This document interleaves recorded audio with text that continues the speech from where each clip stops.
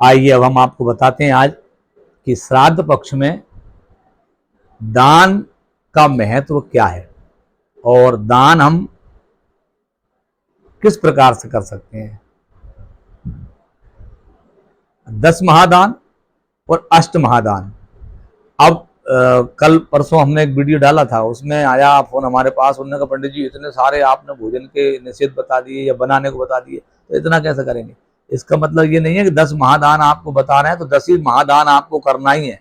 अष्ट महादान बता रहे हैं तो आपको 10 अष्ट महादान करना ही है। इनमें से जितना हो सके सामर्थ्य अनुसार। ये शास्त्र हमारा ये नहीं कहता कि आप कर्जा करिए, रकम गिरवी रखिए, फिर जाकर के आप ये 10 महादान करिए, ऐसा कहीं नहीं लिखा है। लेकिन सामर्थ्य अनुसार शास्त्र साफ कहता है कि सामर्थ्य अनुसार जितना कर सकते हैं उतना आप करिए। तो ये 10 महादान कौन से हैं? एक दान गाय, फिर भूमि, तिल, सोना, घी, वस्त्र, धान्य, गुड़, चांदी और नमक। अब नमक अगर आप किसी को दान करेंगे अकेला तो कोई नमक तो लेने वाला है नहीं है, तो अब आप उसको साथ में कोई ऐसी चीजें शामिल कर देंगे जिसके लालच से वो नमक ले ले तो ठीक है। अब आप चाहें कि एक नमक की थैली उठाकर उसको कि हमने दान कर दिया, नमक ले जाओ, तो कोई नमक लेने वाला नहीं है। ये 10 महादान आपको हमने बताया। इसमें इसके बाद अष्ट महादान है। अष्ट महादान में क्या है? लोहा, तिल, सोना, कपास, नमक, सप्तधान्य, भूमि और गौ, ये 8 महादान है।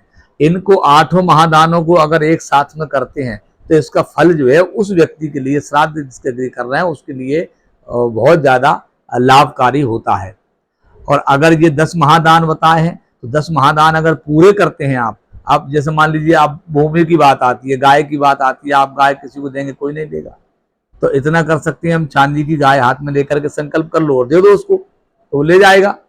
ठीक है। अब भूमि की बात आती है तो भूमि के लिए क्या करना है, हमको भूमि से थोड़ी सी मिट्टी लेना है और मिट्टी लेकर के हाथ में हम इतना तो कर सकते हैं, 1 बाई 1 की भूमि कितने की आती है, मान लीजिए आप छोटी कॉलोनी में भी अगर उसको भूमि दे रहे हैं तो 1000 रुपये का 1 फीट जगह आती है, तो आप 1 फीट दान कर सकते हैं, तो आप 1100 रुपये हाथ में रखकर भूमि दान हो गया आपका।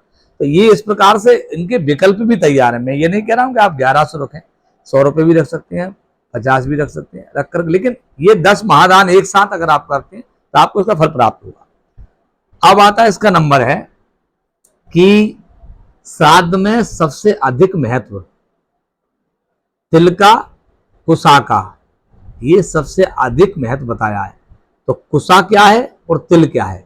कुसा भगवान बराह जब जो है निकाल करके ला रहे थे पृथ्वी को, तब उन्होंने युद्ध किया था राक्षस के साथ में, तो वो थक गए थे, उन्होंने अपने शरीर को झटकारा, झाड़ा जोर से, तो उनके शरीर से कुछ रोम गिर गए। जो रोम गिरे हैं बराह भगवान के, जो सूकर अवतार लिया था, ये वाले सूअर नहीं जो मोहल्ले में घूमते रहते हैं, वो सूकर जो जंगल में देखेंगे आप, बड़े सींग वाले, दांत वाले होते हैं, वो वाले सूकर, वो स्वरूप है, सूकर तो वो भी नहीं है, लेकिन उस तरह के भगवान बने, तो वो अपनी डाल पर रख करके पृथ्वी को ला रहे थे। तो वो बीच में हिरण्याक्ष ने उसने रोक लिया, तो रोका तो झगड़ा हुआ उनका, तो झगड़ा हुआ तो सारा मामला आपके सामने भागवत के माध्यम से आप लोग सुनते ही है। तब थकान हो गई, थकान हुई तो शरीर को उन्होंने ऐसे अपना फटकारा तो वो रोम गिर गए, रोम जो गिरे वो जो है कुसा बन गई। तो उस कुसा से हम जब पितरों को पानी देते हैं, जल देते हैं, तो उससे वो तृप्त होते हैं। तिल क्या है? तिल जब युद्ध किया था उस समय भगवान को पसीना आया तो शरीर में जो है उनके पसीने की जो बूंद थी, उस बूंद से जो है तिल तैयार हुआ है। तो ये हमने आज को आपको 10 महादान और अष्ट महादान बताए हमने आपको। तो अगला वीडियो हमारा देखेंगे आप, अगली वीडियो में फिर हम आपको नया सूत्र लेकर के आ रहे हैं, देखना न भूलें। हमारे चैनल को सब्सक्राइब करें और चैनल पे लाइक कमेंट करें।